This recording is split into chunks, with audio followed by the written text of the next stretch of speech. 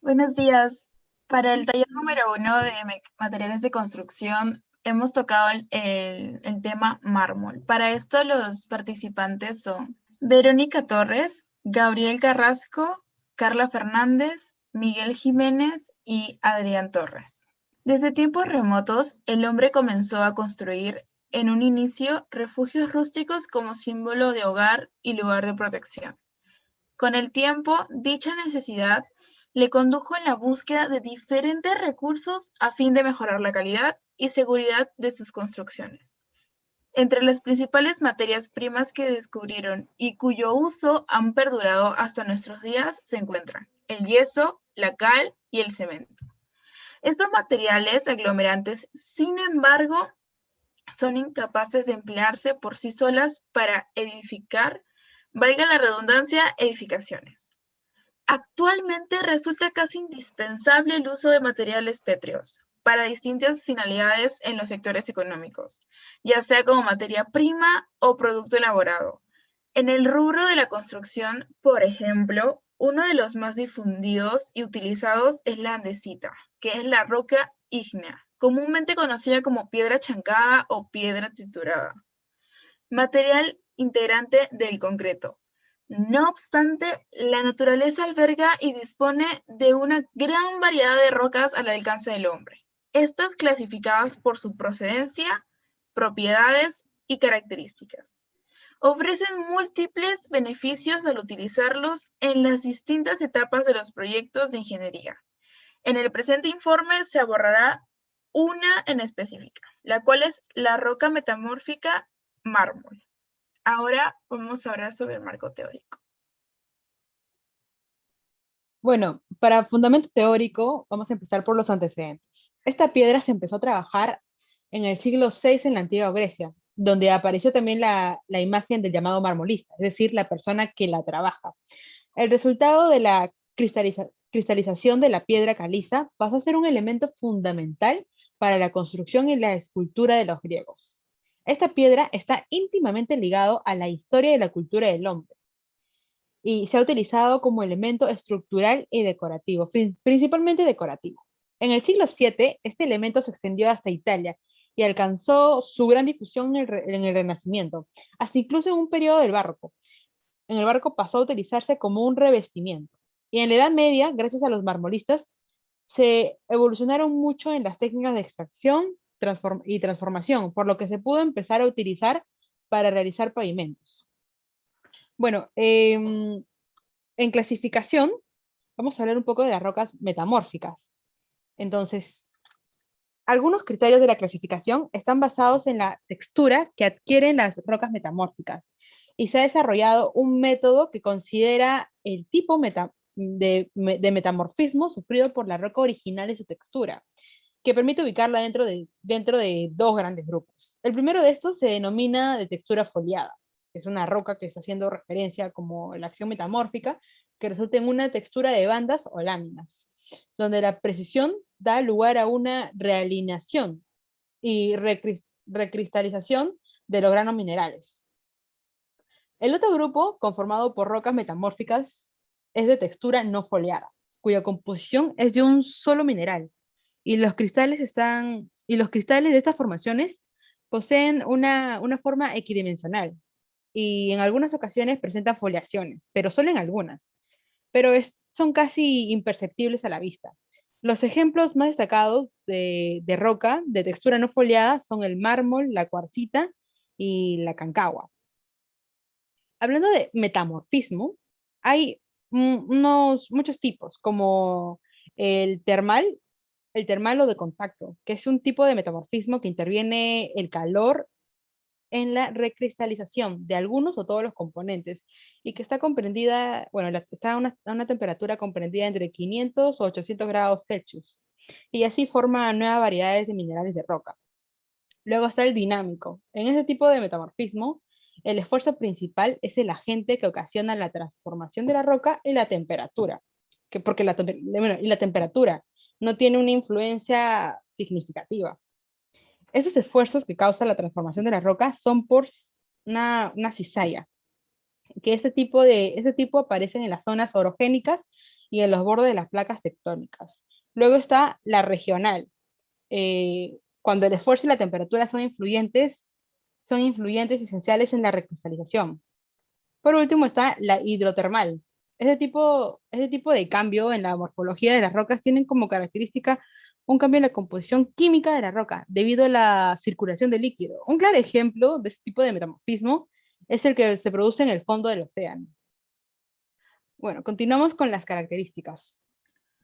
Para las características vamos a hablar sobre las mineralógicas y las artesanales. Para las mineralógicas, está compuesto principalmente por carbonato cálcico, conocido como calcita. Esta define la blancura. No obstante, sus matices y propiedades físicas son el resultado de la intrusión de ciertos componentes, también llamado impurezas, como el silicato de magnesio, mica, cuarzo, clorita, óxido de hierro, incluidas gemas como el granate. La dureza del mármol es de 3 a 4 en escala de Mohs. La raya de acero y todo aquel material que tenga igual o mayor dureza, lo que explica que, sometido a un sencillo proceso de abrasión y sin necesidad de aditivos químicos, este material alcanza gran brillo. Cortado en finas láminas, es translúcido o transparente. Es susceptible a los ácidos. Ahora, vamos a hablar sobre los artesanales. La versatilidad del mármol permite una gran amplitud de posibilidades. Podemos emplearlo en la decoración gracias a su alto nivel de brillo natural, en la construcción por su durabilidad y resistencia, y en la escultura por su polivalencia. Por último, no olvides que su uso es extensible tanto a interiores como a exteriores. En un material duro, pero fácilmente puede ser rayado, es translúcido, deja pasar fácilmente la luz, brindando belleza y resalte en los ambientes. Este soporta temperaturas de Bueno, continuando con el marco teórico, vamos a hablar sobre la procesión 150 a 200 y presiones de hasta 1500 bar. del mundo, como losas que yacen en las laderas de las montañas. Y en la naturaleza se encuentra en aglomerados irregulares en el seno de la roca cristalina primitiva, es decir, donde se forman yacimientos irregulares que con frecuencia resultan ser filones. Así en las canteras al aire, bueno, también así en las canteras al aire libres son el lugar de extracción más común, que es un 95%, y frente a las cuevas o minas, donde se extrae únicamente el 5%. Los, eh, los yacimientos, los yacimientos más nombrados en el mundo es el de Macael. Macael es referencia comercial y turística por sus numerosas canteras y naves extractoras, plazas y monumentos y otros espacios públicos. La explotación perenne en esta provincia fue iniciada por los musulmanes, quienes llamaron al mármol blanco al-mulaki, el real, y lo utilizaban especialmente en oficios funerarios. Bueno, también otro mármol famoso es el de la Carrara, Italia, que hay muchas variedades de tipo. Son extraídos de los Alpes apuanos. Su blancura y tonalidad azul lo hacen un material perfecto para hacer utensilios y objetos decorativos. Y figuran en las construcciones de edificios públicos y casas de patriarcas en Roma. En el pasado se extrajo del monte Imeto, al sur de Atenas. Este era de color medio cenizo, que al ser cortado producía una peste, un mal olor, por estar compuesto por partes de restos orgánicos. Fue empleado en forma de pilares, bueno, fue un pilar importante en edificaciones, como la Basílica de San Pedro en Roma, San Pietro en Roma. Luego, un yacimiento nacional, una procedencia nacional en el Perú. El Perú es el primer productor de oro sin estaño, plomo y molibdeno en América Latina. Esto gracias a la cordillera de los Andes, que atraviesa nuestro país y es la fuente principal de depósitos minerales en el mundo. Pero en lo que se refiere al mármol, las regiones de Ayacucho, Huánuco, Huancavelica, Junín y Lima son los lugares donde más podemos encontrar este mineral, que es utilizado para la decoración de interiores, en baldosas, tableros y mosaicos. Ahora pasamos con el tema del uso en la construcción. Ahora hablaremos del uso en la construcción. En primer lugar, hay que saber cómo es el proceso de extracción. El procedimiento es el siguiente. Una vez ubicados dentro de la cantera un lugar específico a explorar, se hace mediante detonaciones y con la ayuda de maquinarias el desplome de un cierto bloque de mármol, ¿no? Siguiente a eso, con la ayuda de otra maquinaria se traslada hacia un volquete y este a su vez lo traslada a lo que es un centro especializado de corte, ¿no? Donde se van a realizar los cortes, las molduras necesarias para tal fin. Y por último tenemos aquí en esta imagen ciertos detalles finales para el producto final elaborado. Ahora vamos a hablar de lo que son los tipos de mármol. Hay que saber que las piezas de piedra caliza son las responsables de dar la variedad, ¿no? De color al mármol. Entre las principales tenemos el mármol blanco, el mármol negro, el mármol rojo, crema, el marrón, el verde, el rosa y el amarillo. En general, todos estos tipos de mármoles pueden ser utilizados en los ambientes interiores y exteriores. Dentro de los interiores tenemos los pisos, pavimentos, escaleras, cocinas, baños, incluso también en elementos mobiliarios, ¿no? Sanitarios, como lo son el pedestal, lavatorios y demás. Dentro del mármol blanco destacan el Macael y el Carrara, que el primero es utilizado en ambientes donde se requiera luz. Ya de por sí el Macael no tiene presencia de vetas, que son franjas o ramificaciones de ciertos colores. Y también tenemos el Carrara, ¿no? Que es ampliamente utilizado en el ámbito de la escultura.